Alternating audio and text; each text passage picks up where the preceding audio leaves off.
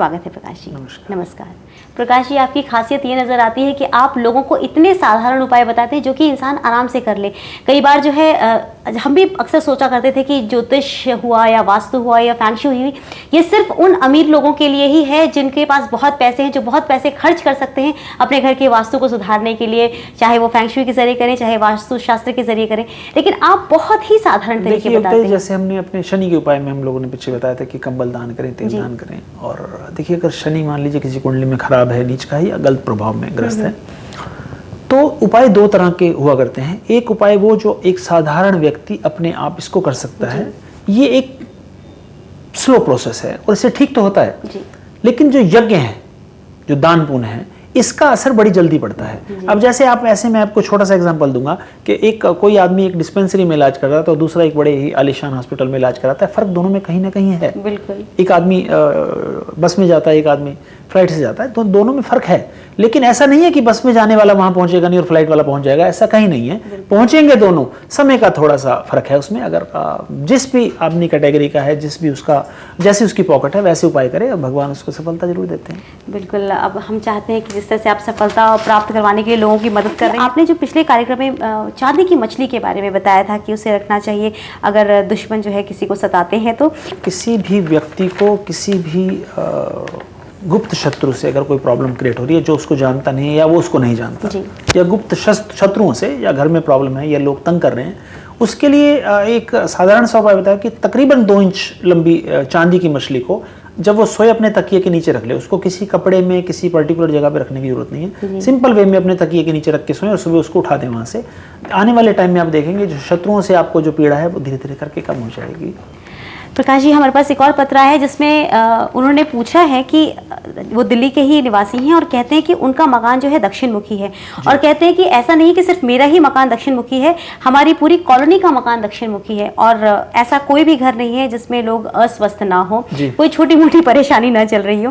कहते हैं यूँ तो बहुत पॉश कॉलोनी है हमारी, सबके पास पैसों की कमी नहीं है, लेकिन फिर भी समस्या ये है कि कोई किसी बीमारी से ग्रसित है तो कभी कुछ, मतलब कोई ना कोई छोटी मोटी परेशानी उनके जीवन में चलती ही रहती है। तो वो ये जानना चाहते हैं कि दक्षिण मुखी मकान में जो ये परेशानियां हर इंसान झेल रहा है अलग अलग तरीके से ही सही, अब इस मकान को वो छोड़ नहीं सकते हैं, तो ऐसा क्या करें जिससे कि उनके जो ये बुरे प्रभाव इनको मिल रहे हैं वो प्रभाव इनके बुरे कम हो जाएं। योगिता जी, हमने, मुझे याद आया कि हमने शायद पिछले महीने के एक प्रोग्राम में दक्षिण मुखी मकान के बारे में वर्णन किया था। देखिए, दक्षिणी मुखी जो मकान है इसमें रहने वाले एक स्वास्थ्य थोड़ा सा खराब हो जाता है। यहाँ रहने वाली स्त्रियों को कई दफा देखा गया कि मुकदमे में उलझने की नौबत आ जाती है। जी।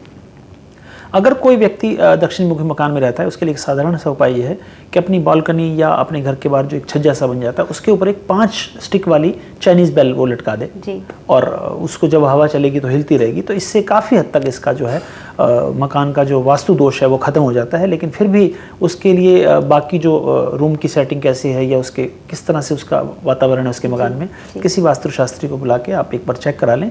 अन्यथा अगर नहीं करा सकते तो छोटा सा उपाय जो मैंने आपको बताया कि चाइनीज बेल 5 स्टिक वाली, वो आप अगर अपने घर के बाहर लटका दे ताकि हवा चले और उसकी घंटियों की आवाज़ आपको सुनाई दे, तो ये आपका दोष जो है काफ़ी हद तक कम हो सकता है। अच्छा प्रकाश जी, और एक बात बताइएगा, लोग जब पढ़ने की बात होती है, बच्चों को लोग चाहते हैं कि उनके बच्चे हमेशा टॉप करें, लेकिन इसके लिए क्या होता है, कितना भी पढ़ा लें कई बार बच्चे को कुछ याद ही नहीं रहता। क्या कोई ऐसा पर्टिकुलर डायरेक्शन भी होता है कि बच्चे को अगर उस तरफ मुंह कराकर, उस दिशा की तरफ मुंह कराकर बैठाया जाए और पढ़ाया जाए तो बच्चे को लंबे अरसे तक कुछ बातें याद रह जाती हैं?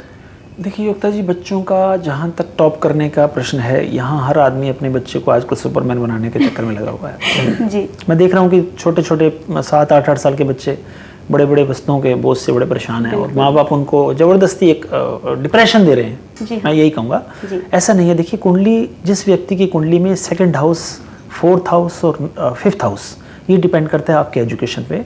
2nd house is a primary education और चौथा जो घर है वो आप ग्रेजुएशन तक कहते हैं और 5th हाउस जो है वो हायर एजुकेशन में गिनती करते हैं। जो कुंडलियों में अगर गलत प्रभावों में ये घर फंसे हुए हैं तो आदमी उससे ज़्यादा कभी भी एजुकेशन हासिल नहीं कर सकता। ये सबसे पहले तो कुंडली का विवेचना किसी अच्छे आदमी से करवा लें। उसके बाद अगर जहाँ तक प्रश्न है याद का, क्योंकि आजकल बड़ा पढ़ाई जो है वो सब्जेक्ट ज़्यादा है और ज़्यादा बड़ी पढ़ाई हो गई छोटे बच्चों के लिए, तो अगर नॉर्थ ईस्ट कॉर्नर की तरफ मुंह करके बच्चे पढ़ें तो उनको थोड़ा सा जल्दी याद होगा और बुद्धि उनकी ठीक बनी रहेगी और काफ़ी लंबे समय तक वो याद रख सकेंगे। ये हमारे जितने भी नन्हे दर्शक हैं वो तो ज़रूर खुश हो जाएंगे कि नॉर्थ ईस्ट कॉर्नर आप अपने घर में पता कर लीजिए कौन सा है और उस दिशा में ही मुँह करके आप पढ़ें ताकि आपको चीज़ें हमेशा लंबे समय तक जो है वो याद रह सके। प्रकाश जी, और भी बहुत कुछ जानना है आपसे, जिनमें से कि एक बात ये भी है कि सीढ़ियों के नीचे का स्थान जो है उसे किस तरह से इस्तेमाल करें, क्योंकि उन्हें बताया गया है कि सीढ़ियों के नीचे के स्थान को आप स्टोर नहीं बनाएं, वहाँ पे आप मोटर ना लगाएं। तो अब आप बताएं कि उस स्थान को मैं कैसे इस्तेमाल करूँ। देखिए, सीढ़ियों के नीचे मैंने कई घरों में विजिट करके लोग मंदिर बना लेते हैं, जो सर्वथा अनुचित है। सीढ़ियों के नीचे अगर आप उसको यूज़ करना ही चाहते हैं, देखिए सीढ़ियों के नीचे एक तो जगह बिल्कुल साफ़ सुथरी आपको रखनी चाहिए हमेशा। आप उसमें कोई शो पीस वगैरह आप उसमें रख सकती हैं जो एक आम साधारण आदमी को देखिए, क्योंकि सीढ़ी के नीचे कोई इतनी लंबी चौड़ी जगह नहीं होती है कि हम उसमें कोई कमरा बनवा दें या उसमें बाथरूम बना लें। ऐसा लोग बनवा लेते हैं जो गलत है। बस उसके लिए मैक्सिमम आप ये यूज़ करें कि कुछ आप उसमें शो पीस वगैरह लगा दें ताकि आने वाले दर्शक को थोड़ा सा आपके घर में जो एंट्री करेगा उसको अच्छा लगे। बाकी इसमें स्टोर बनाना, इसमें किचन बनाना, इसमें ये सब वर्जित है। आपने बहुत सारी हमें गाइडेंस दी है। अब हम उस हिस्से में पहुंच चुके हैं जब हमें आपसे कुछ ना कुछ खास उपाय चाहिए, कुछ खास टिप चाहिए। आज हम आपसे सुख समृद्धि कैसे प्राप्त हो, इसका एक खास टिप चाहते हैं। देखिए दर्शकों, जहाँ तक सुख समृद्धि का प्रश्न है आपके घर में, एक विशेष जो एक आपको बात करनी है कि कोई भी व्यक्ति अपने कोशिश करे कि अपने बेडरूम में बैठ के कभी भी नशा ना करे। मैंने देखा कई घरों में लोग शराब पीने लग जाते हैं अपने, या सिगरेट पीते हैं अपने बेडरूम में बैठ के।